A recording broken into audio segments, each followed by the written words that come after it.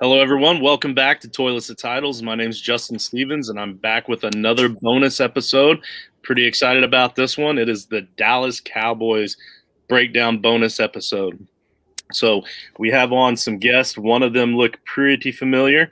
Hopefully a couple other of them are going to look more familiar in the future. But real quick, before I get to the guest, don't you forget to check us out on the Apple Podcasts, YouTube, Facebook, Podbean, When a Family Breaks, which is our other Facebook sister account, brother account, whatever you want to call it, Spotify, and of course now our Patreon, patreon.com/Toilets of Titles. Make sure you hit that subscribe button, hit that like button to help us out if you like it. If you don't like it, hit that like button, help us out. We really appreciate it.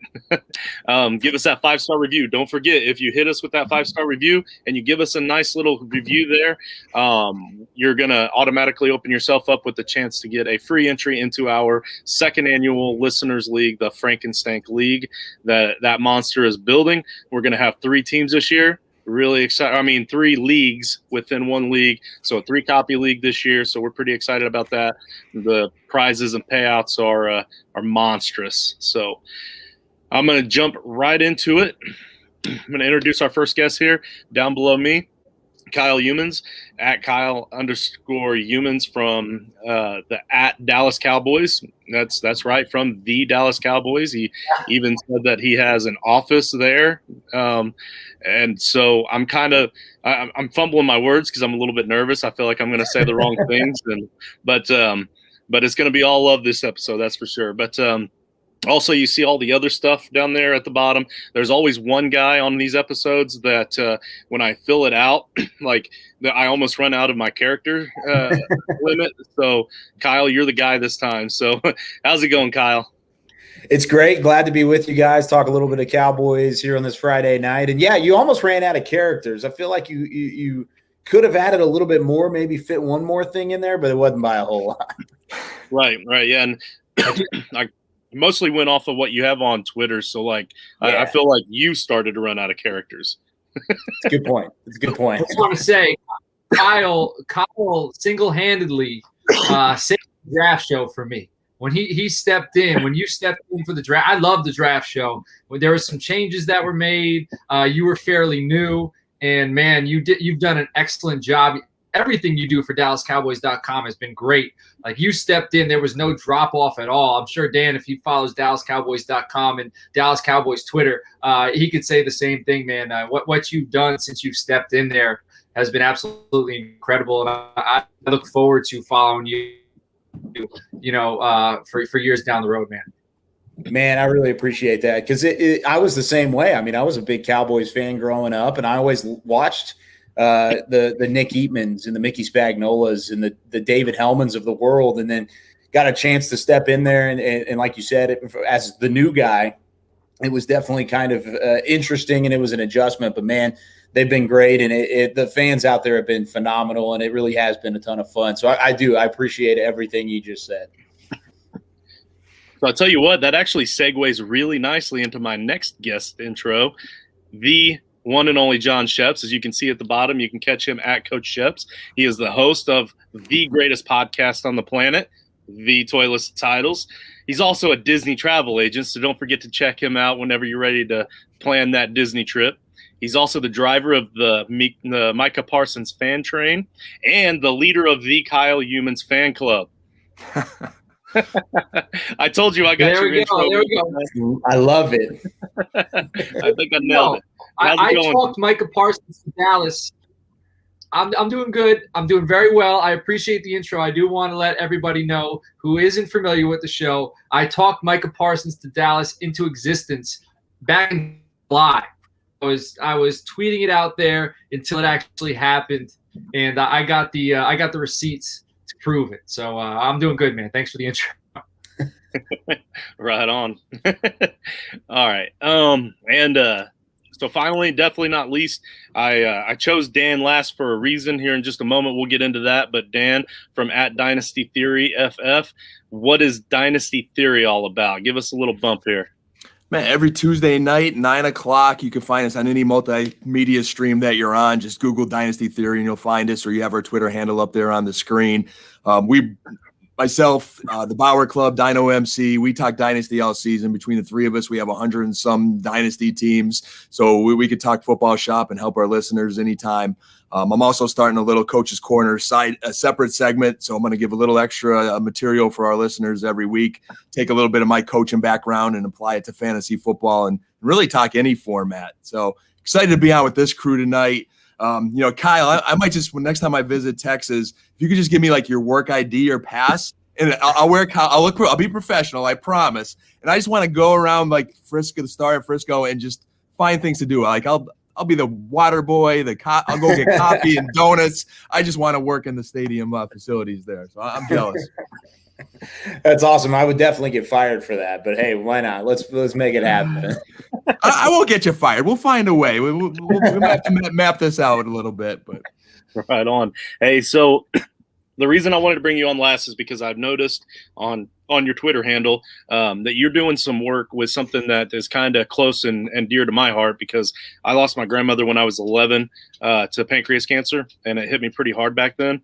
So you're working with some people to try to help bring some awareness or raise some funds or something with the pancreatic cancer end of that whole thing. So I just want to give you an opportunity to kind of talk that up, maybe give us a little info on what it's about and what we can do as viewers to kind of help out with that sort of thing.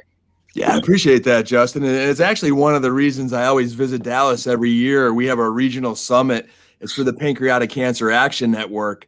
So I get off the airport there in Dallas and hop right into the hotel, and I'm there for a summit and do some charity work and then see some Cowboys while I'm there. Similar to you, I lost a loved one, lost my dad in 2002 to pancreatic cancer. And at the time, I'm like, what's pancreatic cancer? I never heard of it. We know there's all forms of cancer that impact everyone's life. But with pancreatic cancer, there's only a 10% survival rate because it's detected so late as it's hidden in your pancreas. My dad just thought he was tired. We all work so hard. We burn both ends of the candle, and you don't think anything of it. You just keep pushing through. But there's some of the warning signs when you have fatigue, a little bit of back pain or discomfort. And ultimately, he got sent home from work because he was jaundiced. So the doctor gave him 10 months. He battled for 2 years. And after that, I just says, I want to make a difference. I want to help raise awareness. And, it's kind of like buying a new car. You don't really see that car a lot until you buy it. And then you go out on the road and everybody has that car.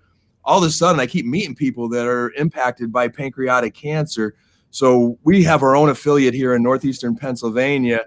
And we're getting ready for our June 12th Purple Stride event. It's a 5K run walk. Now, as we navigate through this pandemic, we're a little bit virtual. So instead of like an actual at-place event, we're all walking or running from wherever we're at, and we're getting creative. But no matter where you're at in the country, you just Google Pancreatic Cancer Action Network if you want to get involved. There's normally a chapter near you. It's huge up in Dallas, guys. What their chapter's doing, they're raising hundreds of $1,000s, and it's just one of the top-notch nonprofit organizations. I've been there. I get to see where the money's going to help caregivers and families that are struggling with this, and to the science that's going to help make a difference and find a cure over time. So again, appreciate the plug. Next time I'm doing charity work in Dallas, I'll definitely be looking Kyle up, and anyone can go online and support. I appreciate it. And you'll see some posts of mine on Twitter too. Feel free to retweet or share, and any support's appreciated. Right on. Well, Toilets and Titles is all about the charities. We do a few things ourselves, and I definitely want to recognize, like I said, especially when it's something that hits near and dear. So don't even mention it, because I really appreciate your efforts there. Then my last intro, then we'll get into it. This particular guest hasn't made an appearance since our Halloween episode, but you know what? It's the Cowboys episode, so I'm breaking it out. Here we go. All right, let's bring on the Cowboys talk. So what I'm gonna do, I'm gonna kind of give you guys an easy little softball question here, and then I'm gonna let you guys talk all about your Cowboys, what's happened this offseason, what you're excited about this coming season, whatever you want to talk about. So my softball question, I'm going to kick this over to John first, because this is a little bit of an inside joke with our show. John, this is what I want to know. I want to know which tight end in the NFL is the most underrated and underappreciated, and why is it Blake Jarwin? Well, I mean, Blake Jarwin, he's a great ball player, but I think what makes him so great is the fact that there's so much talent around him. It was easy to see, when Blake Jarwin got hurt last year, Dalton Schultz stepped right into that role, and he did pretty good. And I think that there's definitely, there's a spot there. It's Jarwin's position, and there's a spot there for him to be productive. So he's good. He's a good tight end. I wouldn't say if Kyle Pitts happened to be there at 11 this year that the Cowboys would have passed on him because they had Blake Jarwin.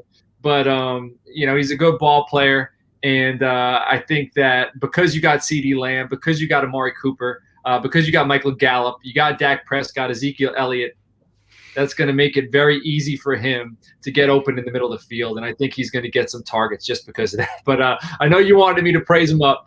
I know that's your guy, but he's good. He's good. He's good. I mean, if anybody has any connections at all to Blake Jarwin, please tell him that I've been pushing and prodding to try to get him on the show. Like, I even sent him and his agent DMs. Like, I'm doing all I can because I don't know what it is about this guy. I don't know why I'm such a believer, but I just feel if he has that opportunity, he's going to break out. It's really a shame he got injured last year because, Justin, I think you were right on a year ago. If you watch Jarwin in before last year, you saw the potential. You saw the athleticism, the yards after the catch, when he gets the ball in his hands. He had that big game versus the Giants 2 years ago. He's an athletic tight end. Now, I do think Jonnu Smith of New England is the answer to your question for most underrated tight end in the NFL. But this is a Cowboys show, and the Cowboys definitely have an excellent tight end room. I think once he's 100%, he's going to perform well again this year. He's a solid fantasy football player. But Dalton Schultz, man, he stepped up last year. He showed he's very capable. So when they're running, two tight ends, you got two really good tight ends out there.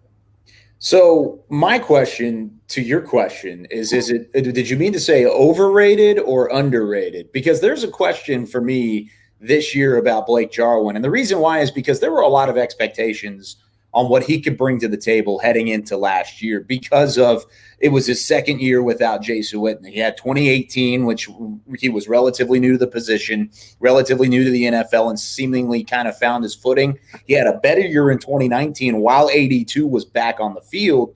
But what was he going to do as that number one tight end? We haven't really seen Blake Jarwin perform at the level that even Dalton Schultz performed last year in his season as tight end one. So I know I see exactly what you guys are, and I'm a believer in Blake Jarwin too. I always have been. But I don't know if I can say he's underrated right now because we haven't really seen a 400-plus yard season from him. I think I had it pulled up a second ago. He had 307 in 2018 off of 27 receptions. He had 31 catches on 41 targets with 365 yards in 2019, and that's compared to 60-plus receptions, 650-plus yards that Dalton Schultz had last year. I think, like you said, there's two really good options, and this is a good problem for the Cowboys to have. But ultimately, I don't think it's as cut and dry Blake Jarwin's job just because of the kind of season that Schultz had last year. I think it's neck and neck, and we're going to see a lot of hefty, good competition heading into training camp. If I could just plug this in there, just because you said Jason Witten, Kyle, and we'll probably never get the opportunity to talk about Witten until he goes into the Hall of Fame again, but that is my, in recent years, all-time favorite Cowboy. I grew up being a Tony Dorsett fan, so he's probably my all-time favorite. But another part of the man cave here, there's a huge Witten autographed jersey over there, and I'm just happy you plugged him. And I miss the GOAT, man. It broke my heart when he went to the Raiders. Like, why couldn't he just stay with the Cowboys and retire for 1 year? But to close that Jarwin thought there, that's right, man. He is a beast. That, I think as long as he's just healthy and he can stretch the field, yeah, that's all we need. There's so many mouths to feed there. I mean, maybe for fantasy football, that's a good kind of point, overrated, underrated. How much production are you going to get out of Blake Jarwin? But, if he could get 6 to 8 touchdowns and get some yards, just stay healthy, I'd be happy. And I think they're both different. They're different types of players, too. Jarwin is take the top off of a defense. He's going to go over the top. He has that vertical ability. He can open up the middle of the field. Whereas whereas Dalton Schultz is more outside the hash marks, getting toward the numbers and kind of staying within 10 yards. I mean, that's why he had 63 receptions and he averaged 10 yards per catch instead of like what Jarwin had, where he has 30 receptions and he averages 15 to 20 yards per catch. So I think it's two different types of players, which is why I think there's a chance that they work in sync. But I think fantasy, if we're talking fantasy football here, then they're going to take value away from each other. And I don't think it's a tight end one, tight end two. It's more of like an A, B, or an A, or 1A, 1B. It's going to be really close between the two. I don't want to make this a tight end specific episode because we're already 15 minutes. But also, it is important to note that Dak was out last year. Yeah. And, I think Dak and Blake Jarwin, they were developing chemistry in the offseason, and that chemistry really never got to pan out because both of them were hurt. So we also do need to see, who does Dak favor when training camp starts? Who does Dak favor week 1, week 2, week 3? Because it's not him who connected with Dalton Schultz, throughout the season. It was somebody else. It was Dalton. It was DiNucci. So it'll be interesting to see, who Dak prefers of the two. That's a good point. I remember maybe a month ago, Jarwin tweeted out to Dak, "You ready to run it back again?" So there's definitely some chemistry there between those two. Yeah, you guys definitely fulfilled my my heart here with the Blake Jarwin talk. So you guys are welcome to talk about anything else you're excited about. I know for sure John's excited about I'm excited about the hat. Yeah, excited about the hat. Of course, yep. And I might even make it the thumbnail. I'm not sure yet, but I know you guys are all excited about Micah Parsons. So maybe we talk a little bit about what he's going to do for that defense. I guess I'll go ahead and start off. I think with me being on the draft show and kind of being around a lot of scouting, let's just say nerds, I think is the best way to describe it, because that's what we all are. We're all big draft nerds and we love talking about the draft. I feel like we kind of did a disservice to Micah Parsons on what he really does bring to the table. And the reason why is because on the field, he's about as good as they come. I mean, he is athletic, he is big, he's strong. He's got the quick trigger. He's got great tackling ability. He has the ability to cover if need be. But even though running downhill is his strength, he can do a multitude of different things. I think there were a lot of questions around what he would bring off the field to an organization. There's a little bit of an immaturity question. There were a couple things kind of just throughout his days at Penn State, the way that he opted out, kind of his year of an opt-out that kind of were troubling, I think, compared to some of the other great prospects that were at least seemingly going to be there around pick 10, which is where the Cowboys were originally slotted. I think when you talked about the four names that were really, really good, or really, really close to being there at 10, J.C. Horn, the corner from South Carolina, Patrick Surtain out of Alabama, also a corner, and then, of course, Rashawn Slater, the Northwestern offensive tackle.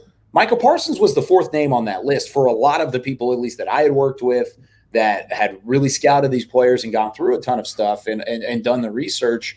But on the field, you could argue he was by far and away the best player. And I think we did a disservice as a show and as a media group in Dallas of really outlining how good of a player he is. And we're even seeing it in OTAs, I'll tell you that much.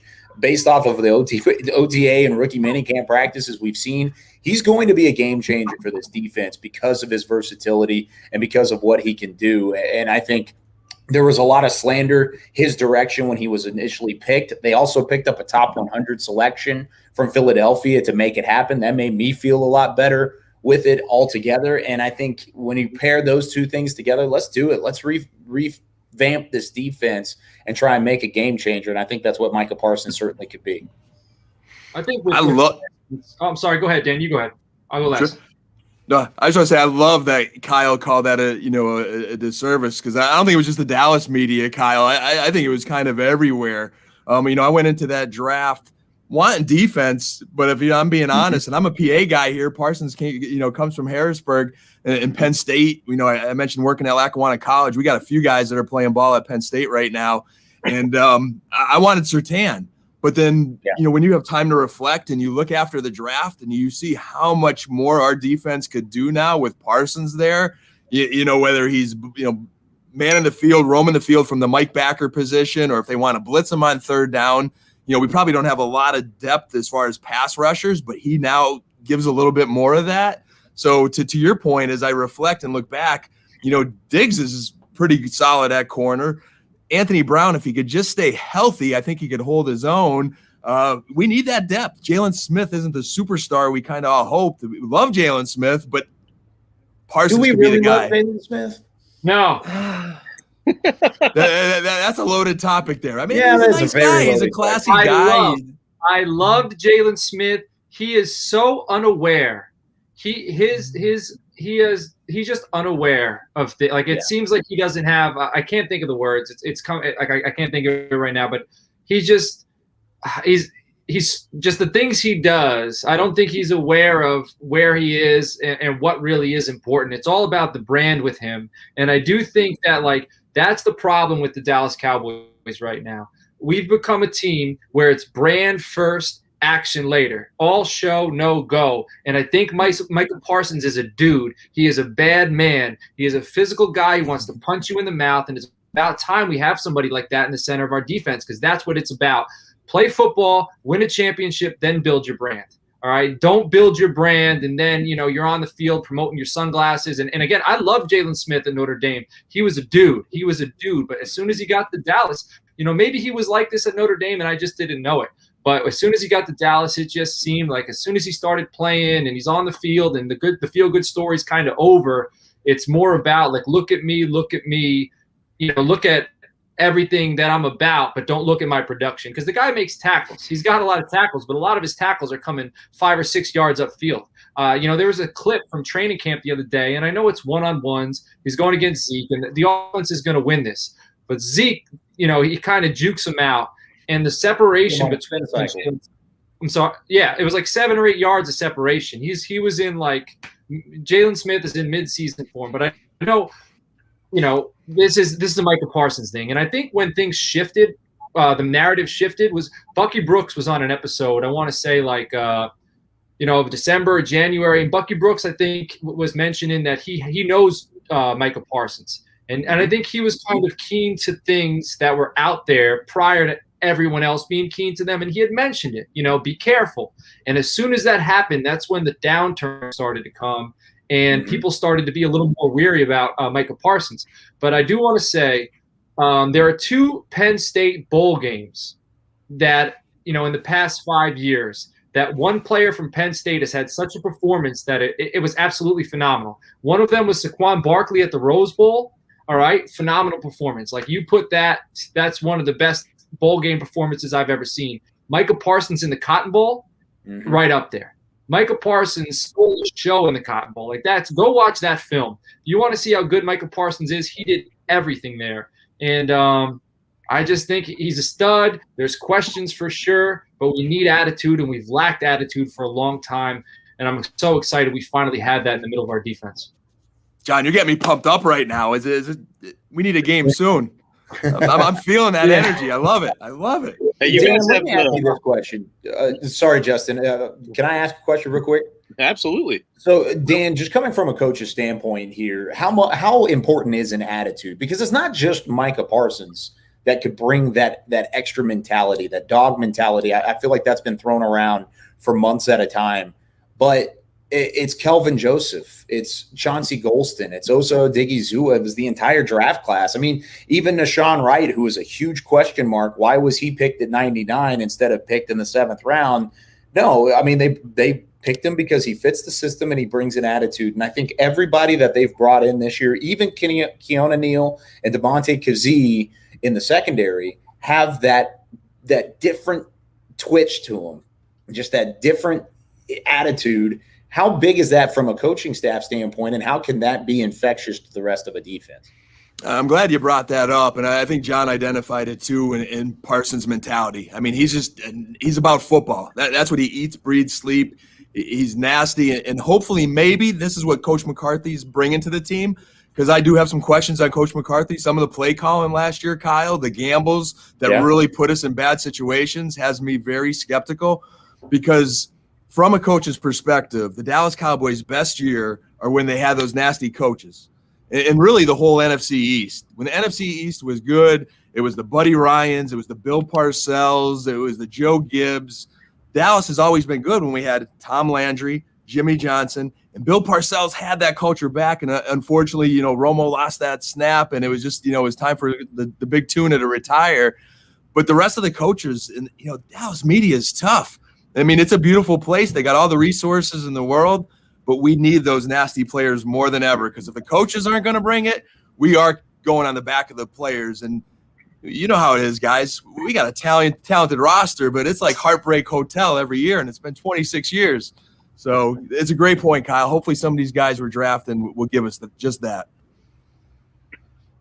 I think the only thing on the offense, you can have all KGs. I was going to say, you can have right kind of guys on the offense. That's fine. Give me the right kind of guy. Give me the Jason Garrett guy on offense. But on defense, it's got to be attitude. It's got to be attitude for sure. Yeah, that tenacious defense that coach brings in his flag football games. Hey, hopefully his defensive coordinator change is something to be excited about with Coach Quinn.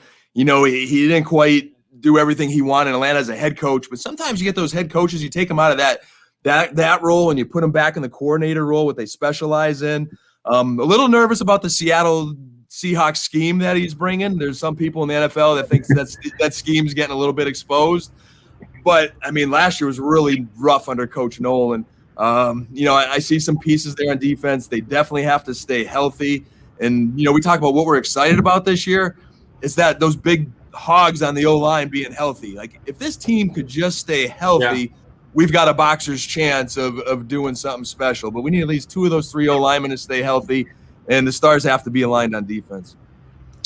I think there is some nervousness around Dan Quinn specifically, just because of the excitement that Mike Nolan brought last year was very similar. I mean, I was excited about Mike Nolan, and then, of course, he comes in, changes a bunch of things, and it doesn't work out. The positive is that you were the worst defense, arguably, in the NFL last year, especially run defense. You were the worst in the NFL. That's not debatable.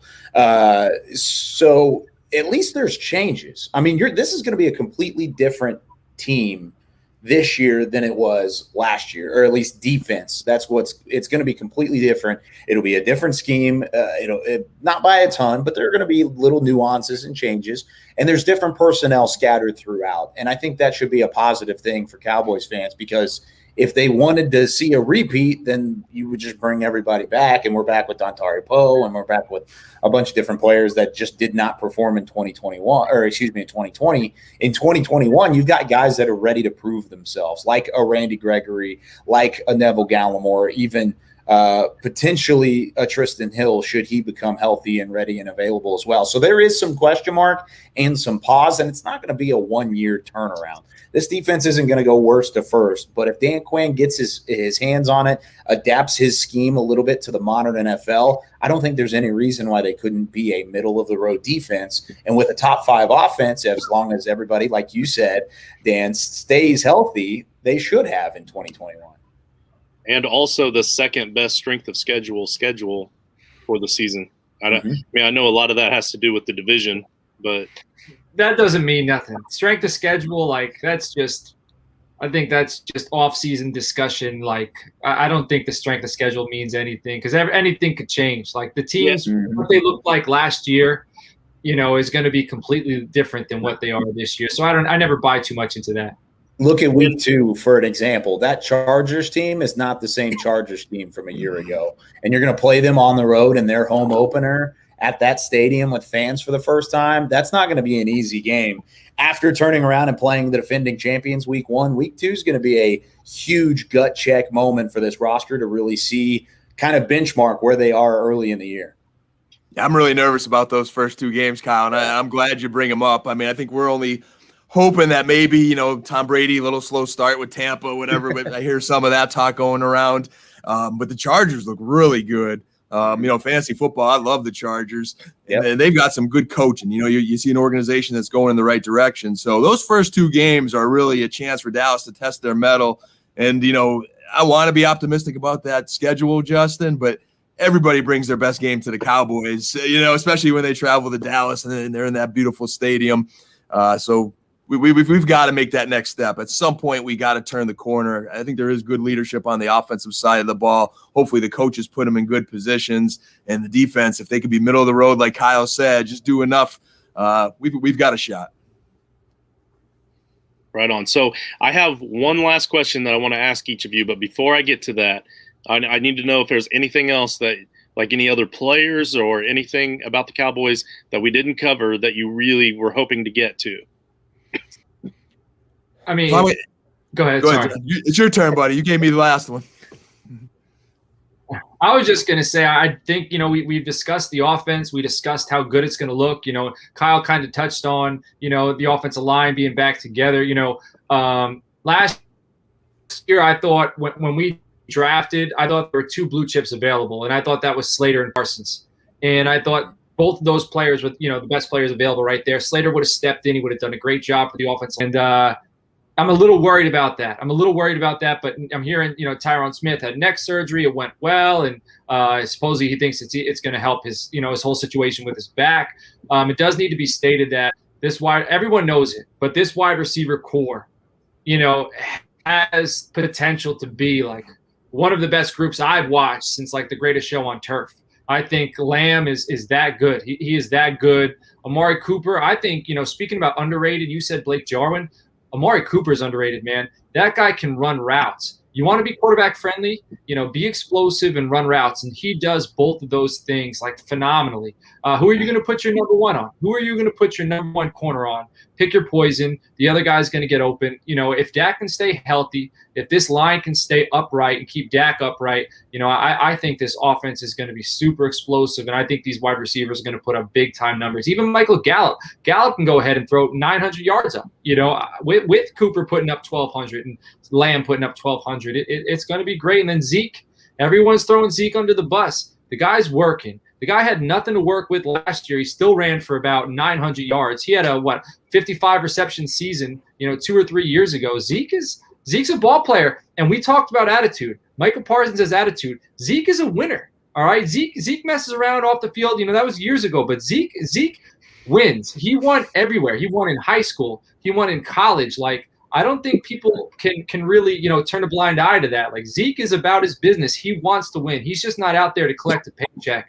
I expect him to bounce back, and I think, he's going to be a big part of why we win if we win.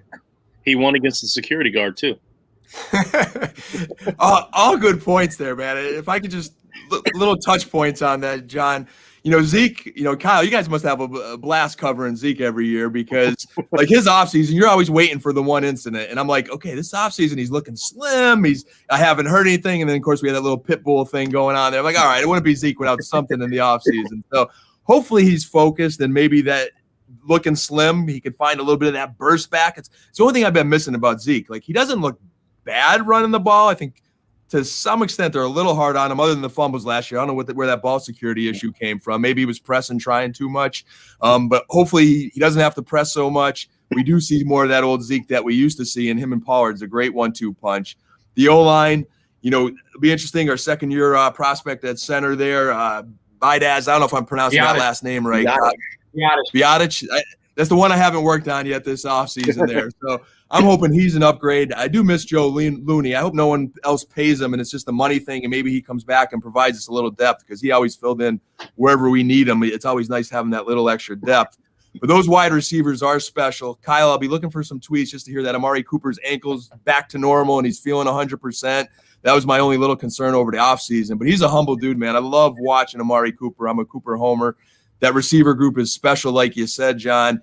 And the guy that intrigues me, and not so much this year, but Simi Fahuku, that guy, and I might have pronounced that last name wrong too. Fehoko. See, Kyle, this is why you got to get me hooked up to the Dallas media, so I'm forced to get these new names right. But Simi is a guy that I was intrigued in going into the draft. He is just a raw talent that is just a late bloomer. And when I saw Dallas picked him up, I was like, oh, Dallas got one of the guys I kind of had on my board that I was keeping an eye on. So I'd like to see him pass out Cedric Wilson maybe, if not this year, by next year, or who knows what Dallas does in the future at the wide receiver position. Yeah, I think Cedric Wilson, at least as long as he stays healthy, he's going to have that fourth wide receiver spot locked up. I think Simi Fehoko is going to be looking at Noah Brown's spot specifically. If they're trying to find a deep receiver who can take the top off, that's who they're trying to replace. And you can see that in the undrafted free agent signings as well, with guys like TJ Vasher out of Texas Tech, Brennan Eagles out of Texas. I mean, there are some bigger receivers with these big frames that are coming in and that are going to try and replace Noah Brown. As far as Ezekiel Elliott goes, I can tell you right now, and I wrote this in my notes as I was watching OTAs the other day, but he right now looks better than he did at the end of training camp last year. And that's just based off of how slim he is, how quick, his burst, his speed, his footwork, all of it looks fantastic. He put Jalen Smith on spin cycle. And I of course, John brought that up a little bit earlier, but he put Smith on a spin cycle. I don't necessarily think it was all because of Smith was out of place. I think it's because Zeke is that nimble right now and he's that quick. And I think he's going to really have a bounce back year. I think he's taking it personally, not having 1,000-yard rushing season, having a lot of doubt with him in the contract situation. Of course, he's one of the top paid backs in the history of the league. I think he is going to have that bounce back year. I think he and Tony Pollard are going to play massive roles in this Kellen Moore offense, and it's going to pay dividends for the Cowboys. I'm gonna have to go trade and get a couple more Zeke shares now after the show. I'm feeling confident here. Hey, if we're talking fantasy, if this is the real deal, like right now, you should be able to get Zeke fairly cheap considering what he has gone for in the past. So maybe I'm kind of feeling I'm with you, Dan. I might be right there with you. Buy low, buddy. Buy low. Now's the time. Hopefully our league mates don't watch this till tomorrow. But hey, so real quick, the last question on your way out. So I've asked this question at the end of every one of these bonus episodes. I know John has a little bit of an a little bit of a step forward on this because he's seen some of these episodes, and so he kind of knows what's about to come. So I'll ask him first to give you guys time to think about it. At the end of the season, you're going to look back on this season, and you're either going to say, you know what, that was a pretty good season. Things went exactly how I'd hoped, or maybe a little better. Or you're going to look back at the season and think, damn, another wasted year. What the hell happened? Why did I waste my time? So what I need to know is, what is that breaking point? What is it, a win total? Is it a performance or an effort? Like, what in your mind, if you look back, will you consider to be a great season? And on the inverse side of that, what would you consider to be a horrible season?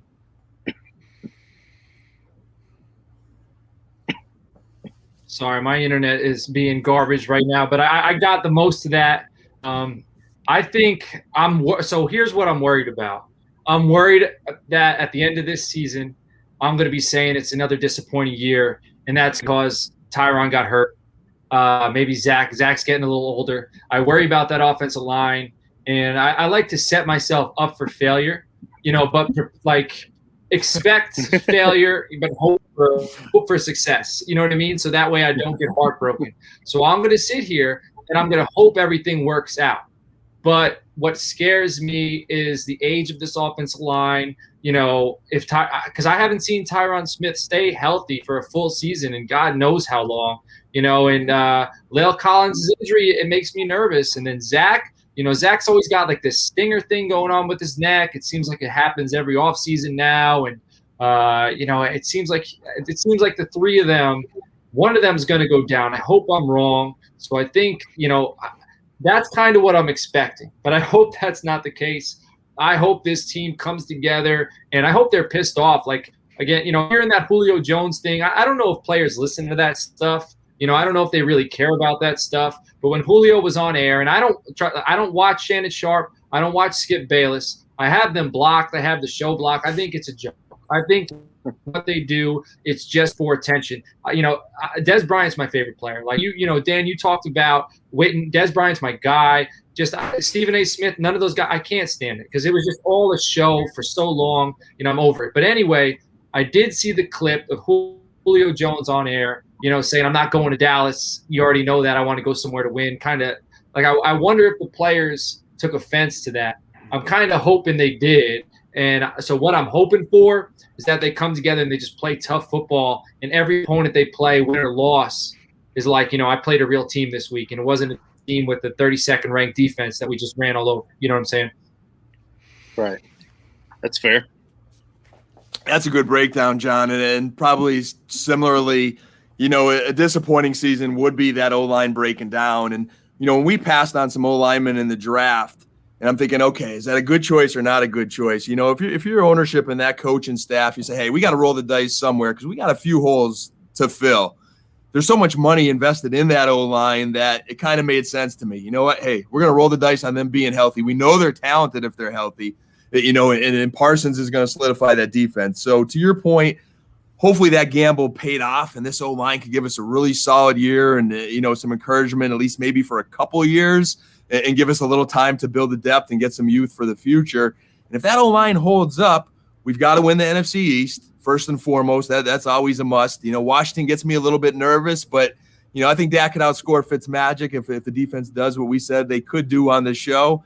And then after the NFC East, you got to get at least one playoff win. So if we could stay healthy, win the East, get at least one playoff win. And when I say win the East, I don't mean at like 500 record. I mean win the East. Really convincingly win the East. That would make me super happy. And hey, if we're in the playoffs, if you're in the dance, you got a chance. There's enough firepower here to win on any given Sunday. This team can make a run and do it. I completely agree. I think in terms of expectations as a fan base, right now it's just get to a conference championship game. That's what you want. Like that's if I were to set a lofty goal and say it's championship game or bust. I think realistically though, Dan, you're right there with you. Win the NFC East, have a couple games of pad there, maybe win a playoff game, and try and set yourself up for success in the future. Because a championship game right now in this NFC, or excuse me, in the NFC just period, I think it's so tough to get there. And we saw that last year. I mean, it's very, very hard to get to a conference championship game. That's going to take a lot. But you've paid your quarterback, you've paid your running back, you've paid the wide receivers. This has been the least drama-filled Cowboys offseason in quite some time. Because Dan, you said earlier, Zeke's not completely in trouble. It's not a ton of trouble, at least with the pit bulls and whatever. But there's no contract disputes. There's no the biggest drama is Jalen Smith switching his number from 54 to 9. That's the biggest drama this season for the Cowboys. There should be a focused mentality to go and win this division. Jalen Smith is tone deaf. That's the word I was looking for before. Oh, there you go. That's one way to describe it. But yeah, I think if that's your biggest worry this offseason, you should have some focus. You should have some lofty goals added on. I don't think after a 6-10 season, I can sit here and say a conference championship game or bust in this disappointing season. But I could definitely understand fans out there looking at the way this team is built, the roster that is there, and absolutely saying that could be a goal sometime in the near future. Outstanding. Hey, guys, this has been great stuff. Like, you all know that I'm a Colts fan. There's no way I could have sat here and talked for 42 minutes about the Cowboys with the kind of in-depth analysis that we got from you guys. You have no idea how much I appreciate that, because it's really making these bonus episodes worth my while. So I do want to mention real quick, as about the time that I'm done with the outros here, you guys will see right here in the middle, there's going to be a couple of screens that have the links to either the previous or the next bonus episode. So go ahead and click on those, hit that like button for us and help us out. Subscribe if you would, greatly appreciate it. On your way out the door, I'm just going to mention real quick and throw up the stuff down there at the bottom. So Dan, is there anything else that you're working on right now that you're excited, or anything else you want to bump up before you head out? This was awesome tonight. It was a pleasure talking to all three of you gentlemen. John, the next time my wife wants to go to Disney, which is like every other year, I'm going to tell her we got a new contact for travel. Kyle, keep me in mind, man. They saw my man cave on Twitter the one day, and someone from the Cowboys organization, the Cowboys website, contacted me. They were going to do a contest for like the greatest fan on earth. Nowhere to lie. And here in the Eagles country, I was selected, but then COVID hit and then the contest got stalled. So I got to send you a picture of my fan cave. Just a shameless plug. Anything you ever do with the Cowboys, please keep this PA boy in mind. And Justin, man, it was an absolute pleasure. Your Colts are the right guard. Mark Lewinsky graduated from Lackawanna College, where I work. Great kid you got there, man. He's like nice. strong as an ox. And just look for me on Dynasty Theory. again, we have the Tuesday 9 o'clock podcast, and then I'll be doing a Coach's Corner coming up here soon. Appreciate the support, and thanks for having me, Justin. Absolutely. We're definitely going to stay in contact, Dan. I've become a big fan of yours through the Fusion FFB mock drafts that Joshua does. So I want to give him a little shout out. His website, fusionffb.com. Kyle, again, appreciate your time, man. I know you're busy. I was going to say this time of year, but you're probably busy most times a year since the NFL is the monster that it is now. So appreciate your time. And I want to know if there's anything else that you're working on that you want to kind of give a shout out for.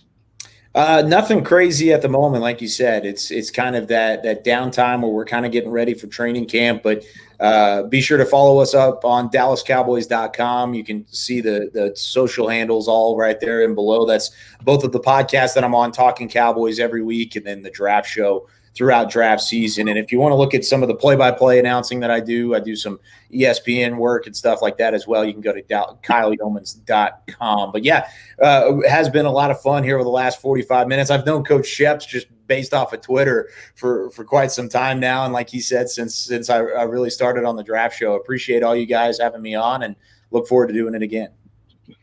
Awesome. Very special. And then, of course, my main man, it was good to sit with you again in a little bit different setting this time. So a lot less pressure and just having fun. So, and we'll see each other again in the morning. We got our episode coming up tomorrow. So anything you want to talk up, any awesome, any new awesome things popping up with the high school football team? No, man, we're just busy. We got morning practices, so it's just been fun. One season went right into the next, so that we don't have that lull, December, January, February, where there's no football, and it's just kind of depressing because you're waiting for the next season to start. It's been kind of cool going from that, but I do want to apologize. This episode, for some reason, my internet decided to crap the bed when I'm ready to talk Cowboys, man. And so that hasn't been great. So hopefully on my end, it's looked terrible, but hopefully I haven't came through terrible. Hopefully it hasn't been as bad as it looked on my end. But, Dan, it was great talking to you. Kyle, you mentioned I've been reaching out to you. I appreciate you getting back to me, giving us your time. And Justin, I appreciate you throwing this together, man. It's been great watching you do all these team breakdowns. You've been doing great work. So appreciate you guys. Having a lot of fun with it. For the record, we got all the audio, so we got everything that you said. So we're good to go. Good. All right. Have a great night, everybody. Don't forget to check us out in the morning. Appreciate you.